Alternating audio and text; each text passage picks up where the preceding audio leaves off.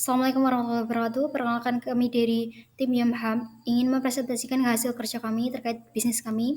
Sebelumnya, kami ingin memperkenalkan diri terlebih dahulu.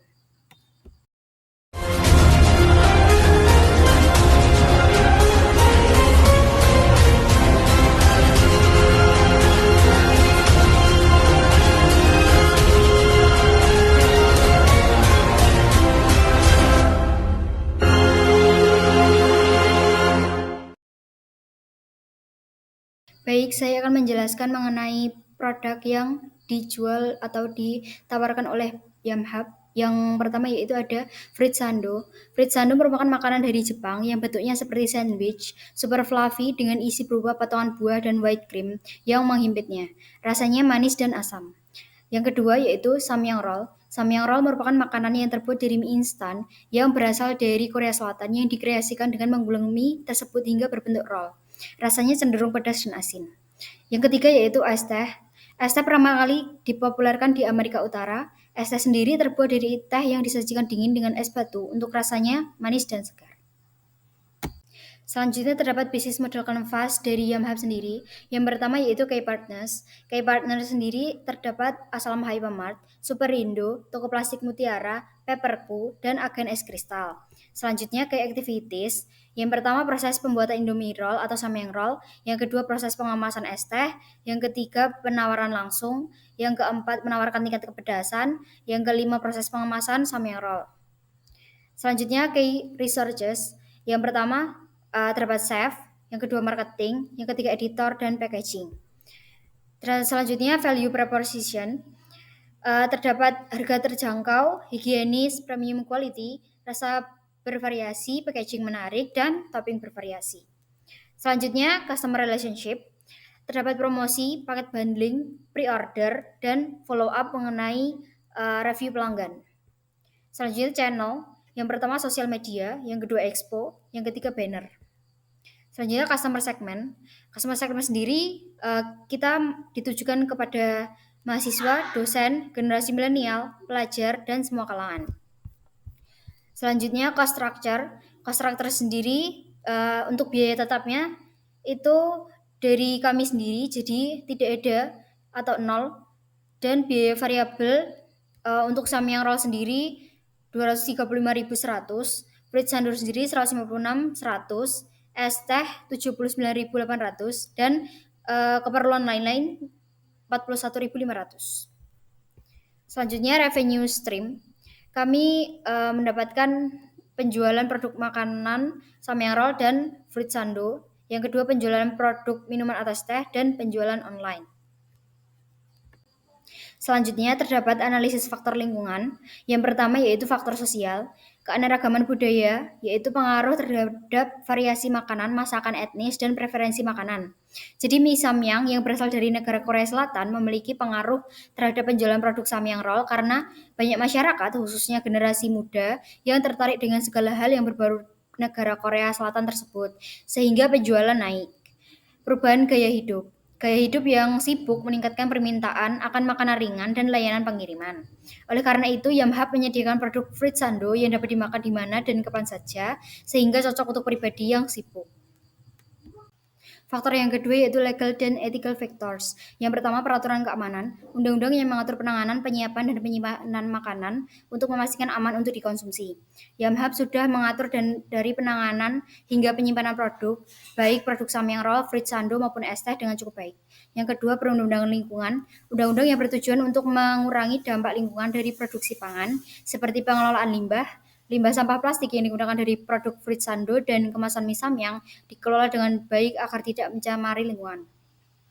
Yang ketiga, hukum perlindungan data. Yamhab melindungi informasi konsumen yang dikumpulkan melalui program loyalitas penjualan daring dan aktivitas pemasaran. Untuk faktor yang ketiga yaitu faktor ekonomi. Yang pertama, daya belanja konsumen. Fluktuasi pendapatan yang dapat dibelanjakan mempengaruhi permintaan berbagai produk makanan. Dengan begitu, harga produk dari Yamhab ini juga dapat dijangkau oleh seluruh kalangan. Yang kedua, biaya rantai pasokan, biaya logistik, transportasi, dan energi yang berdampak pada pengeluaran secara keseluruhan. Dalam Yamhab, biaya-biaya yang dikeluarkan untuk logistik, transportasi, dan energi sudah dipersiapkan secara rinci sehingga pengeluaran Yamhab jelas adanya. Yang ketiga, tren pasar. Preferensi konsumen berubah sepanjang waktu, sehingga mempengaruhi keadaan ekonomi industri.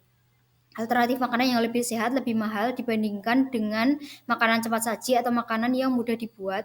Oleh karena itu, Yamhap menyediakan alternatif makanan, baik dari yang sehat seperti fruit sando maupun cepat saji seperti samyang roll. Untuk faktor yang keempat yaitu faktor politik, kebijakan pemerintah. Pemerintah di seluruh dunia memiliki kerangka regulasi yang luas untuk setiap aspek industri makanan. Ini termasuk kebersihan dapur komersial, standar penyimpanan dan pengangkutan produk, dan bahkan persyaratan bagi pekerja dalam bisnis makanan. Dalam Yamhap, produk dibuat secara higienis dan dikemas dengan baik. Pada produk samyang roll, dikemas dengan menggunakan box kertas, dan produk fruit sando dengan mika segitiga. Selanjutnya atau terakhir yaitu faktor teknologi. Yang pertama inovasi pengemasan. Pengemasan cerdas yang memperpanjang umur simpan dengan menggunakan kemasan mika segitiga. Produk fruit sando dapat bertahan lama di dalam freezer selama 3 hari. Yang kedua, platform seluler dan online. Yamhap menyediakan QRIS sebagai alternatif pembayaran konsumen dan sistem reservasi online atau pre-order dengan menggunakan aplikasi WhatsApp. Selanjutnya, saya akan menjelaskan mengenai analisis SWOT. Yang pertama, Strange. Produk dari Yamhap sendiri merupakan makanan yang unik, menggunakan bahan berkualitas, dan terdapat variasi menu yang menarik. Selanjutnya, Weakness. Produk belum dikenal luas karena fruit sando dan samyang roll sendiri jarang yang menjual. Selanjutnya, harga produk dan ketergantungan pada tren makanan saat ini. Selanjutnya, Opportunities. Peningkatan pasar terhadap makanan unik dan inovatif, inovasi produk makanan. Trades, kompetisi tinggi, perubahan selera konsumen. Sedangkan Strange Opportunities Strategies yaitu inovasi produk. Weakness Opportunities Strategies yaitu penggunaan media sosial, lokasi baru untuk berjualan. Strange Street Strategy sendiri terdapat diferensiasi produk, pemasaran produk, dan Weakness Street Strategy sendiri efisiensi operasional dan riset pasar. Baik, selanjutnya saya akan menjelaskan tentang competitive trade analysis. Untuk yang pertama ada buy side trades, yaitu ada supplier trades, ketersediaan bahan baku yang jika pemasok mengalami kekurangan atau gangguan distribusi, kami bisa mendapatkan kesulitan bahan baku utama seperti buah segar untuk fruit sando, bahan baku untuk samyang roll, dan teh yang berkualitas.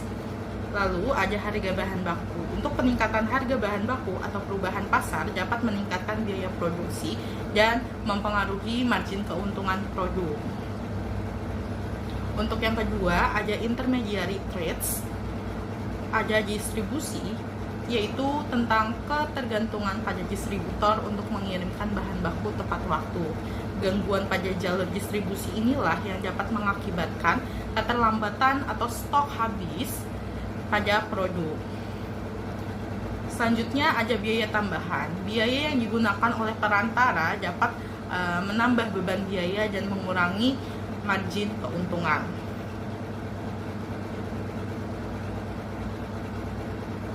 Kita beralih ke sell side trades, yaitu yang pertama ada customer trades, ada perubahan preferensi untuk selera konsumen yang berubah atau muncul tren makanan baru sehingga permintaan untuk produk kami bisa menurun. Lalu yang kedua ada sensitivitas harga. Konsumen yang sensitif terhadap harga mungkin beralih ke produk alternatif yang lebih murah dan terjangkau dibanding dengan produk kami. Dan hal itu memaksa kami untuk bisa menurunkan harga atau menawarkan diskon. Lalu yang kedua ada intermediary trades, ada platform online tentunya, yaitu ketergantungan pada platform online untuk penjualan, misalnya aplikasi pengirim makanan yang mungkin mengenakan biaya tinggi atau memiliki algoritma yang dapat mengurangi visibilitas produk kami. Selanjutnya ada tingkat kepuasan. Ulasan negatif atau peringkat rendah pada platform penjualan dapat mempengaruhi reputasi dan mengurangi penjualan produk kami. Kita masuk ke competitive trades. Untuk yang pertama ada new digital product, inovasi produk. yaitu pesaing mungkin memperkenalkan produk baru yang lebih menarik atau inovatif dari produk kami sehingga mengurangi daya tarik untuk produk kami jual. Untuk new entrants, ada pendatang baru, bisnis baru yang menjual produk serupa dengan harga lebih kompetitif atau kualitas lebih tinggi dapat merebut pangsa pasar produk kami. Untuk kemudahan masuk pasar, industri makanan seringkali memiliki hambatan masuk yang rendah, sehingga memudahkan pendatang baru untuk memilih atau memulai bisnis dan bersaing. New business models. Yang pertama itu adalah langganan makanan. Model bisnis langganan yang menawarkan paket makanan harian atau mingguan dapat menarik pelanggan, dan hal ini mencari kenyamanan dan konsistensi konsumen sehingga produk kami kalah saing dengan kompetitif lainnya. Nah, selanjutnya kita akan masuk ke penjelasan strategi bisnis perusahaan, yaitu untuk yang pertama ada digital business channel priorities, ada media sosial, konten kreatif yang menggunakan platform seperti Instagram, TikTok, YouTube, dan Facebook untuk berbagi konten menarik seperti foto dan video produk, resep, dan ulasan pelanggan. Untuk interaksi pelanggannya sendiri, memanfaatkan media sosial untuk berinteraksi langsung dengan pelanggan, menangani pertanyaan, dan mengumpulkan feedback. Aplikasi pengiriman makanan. Untuk kemitraan dengan platform, bermitra dengan aplikasi pengiriman makanan populer seperti GoFood, GrabFood, dan ShopeeFood untuk meningkatkan aksesibilitas dan mempermudah pelanggan memesan. Untuk promosi di platform, memanfaatkan fitur promosi di platform itu sendiri untuk menarik pelanggan baru. Lalu yang kedua ada market and product development, ada pengembangan pasar seperti ekspansi geografis yang membuka outlet di lokasi-lokasi baru dengan potensi pasar yang besar seperti di kampus lain sekitar Solo. Untuk segmen pasar baru, itu mengidentifikasi segmen pasar baru seperti kalangan anak muda, pekerja kantoran, dan keluarga yang mencari makanan cepat saji yang sehat. Untuk pengembangan produk sendiri ada varian baru yang menambahkan varian baru dari setiap produk seperti berbagai rasa bread sanjo dan samyang roll dengan tingkat kepedasan yang berbeda serta iced tea dengan berbagai pilihan rasa dan campuran buah. Untuk positioning and differentiation strategis, ada makanan segar dan berkualitas yang memposisikan Yum!Hoop sebagai penyedia makanan segar dan berkualitas tinggi dengan bahan-bahan alami dan tanpa bahan pengawet. Untuk inovasi produknya fokus pada produk yang unik dan menarik. Untuk promosi pemasaran kreatif, yaitu meluncurkan promosi pemasaran yang kreatif dan menarik, seperti kolaborasi dengan influencer, acara pop-up, atau program loyalitas pelanggan. Selanjutnya adalah supply chain management. Supply chain management adalah runtutan kegiatan yang diperlukan untuk merencanakan, mengendalikan, dan menjalankan arus produk. Kegiatan ini meliputi proses mendapatkan bahan baku, proses produksi, hingga proses distribusi produk ke konsumen dengan cara yang paling efisien dan hemat biaya. Pull from customer. Bisnis kami menggunakan sistem pull from customer, di mana kami melakukan proses produksi dan penyediaan barang atas dorongan dari permintaan pelanggan. Hal ini dapat menghindari penimbunan produk yang tidak terjual yang disebabkan oleh perubahan mendadak pada permintaan. Langkah-langkah dalam sistem pull from customer. Yang pertama adalah customer. Pelanggan memesan produk. Hal ini dapat memicu proses produksi atau penyediaan barang. Dalam bisnis kami menggunakan sistem pre-order yang artinya menyediakan produk sesuai dengan permintaan pelanggan. Selain itu, kami menyediakan stok produk, namun hanya dengan jumlah yang sedikit untuk menghindari penimbunan produk yang tidak terjual. Yang kedua adalah retailer. Pengecer merupakan pihak yang menerima barang atau produk dari distributor yang menjualnya kepada pelanggan. Ketika stok mulai menipis, pengecer memesan ulang produk bahan baku untuk diproduksi kembali dari distributor untuk mengisi kembali persediaan. Bisnis kami menyediakan stok dan pengadaan barang berdasarkan permintaan yang datang dari pelanggan, baik yang mengikuti sistem pre-order maupun pesanan di tempat. Selanjutnya adalah distributor. Distributor menerima pesanan dari pengecer dan mengirimkan produk yang dipesan. Bisnis kami melakukan pendistribusian produk dengan cara menerima delivery order yang akan mengirimkan produk pesanan sesuai dengan alamat pelanggan dan menggunakan sistem cash on delivery atau COD. Selain itu, kami menerima pesanan secara langsung di tempat dari pelanggan baru yang belum melakukan pemesanan secara pre-order. Selanjutnya adalah manufaktur. Produsen melakukan proses produksi sesuai berdasarkan pesanan yang diterima. Bisnis kami melakukan produksi langsung secara terbuka di stand yang tersedia. Pelanggan dapat melihat proses produksi sampai dengan pengemasan. Selanjutnya adalah supplier. Supplier merupakan pihak perorangan atau bisnis yang memasok atau menyuplai produk, barang, atau jasa kepada bisnis. Beberapa pemasok bahan baku di bisnis kami antara lain yang pertama adalah Agen Es Kristal, yang kedua Toko Plastik Mutiara, yang ketiga Asalam Hypermarket, yang keempat Superindo, dan yang terakhir adalah Paperku Digital Printing. Masuk ke bagian selanjutnya yaitu Sostak. Sostak itu apa sih?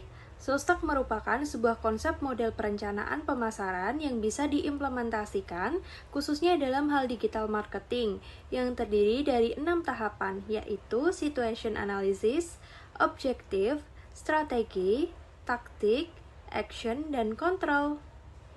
Masuk ke bagian pertama yaitu situation analysis atau analisis situasi. Analisis pesaing.